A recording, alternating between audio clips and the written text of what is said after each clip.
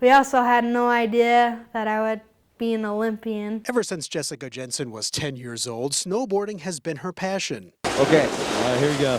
Jessika Jenson on course. Her love for the sport has taken her from the hills of Kelly Canyon to places most of us have only seen on a map. This was the World Championships in China. That includes a trip to the Winter Olympics in Sochi, Russia in 2014, where she became the first person from eastern Idaho to compete in the Winter Games since 1964.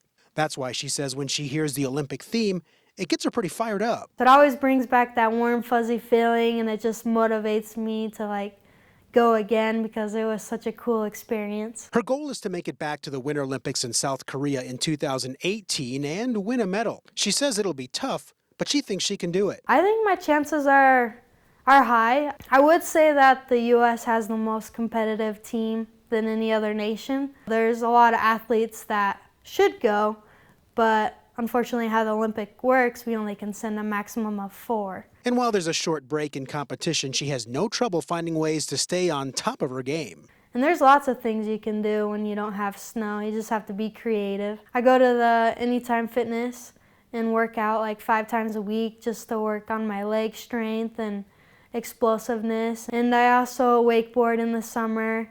It kind of has a similar feeling. I jump on trampolines to work on air awareness. Jessika Jenson. And there is her coach, Bill Enos, giving her some final words of advice like, hey, stomp this one. The Rigby native also has a message for those who think there aren't any opportunities for those born and raised in a small town. No matter where you're from or where you grew up, you can accomplish anything you want. And that includes becoming an Olympic athlete.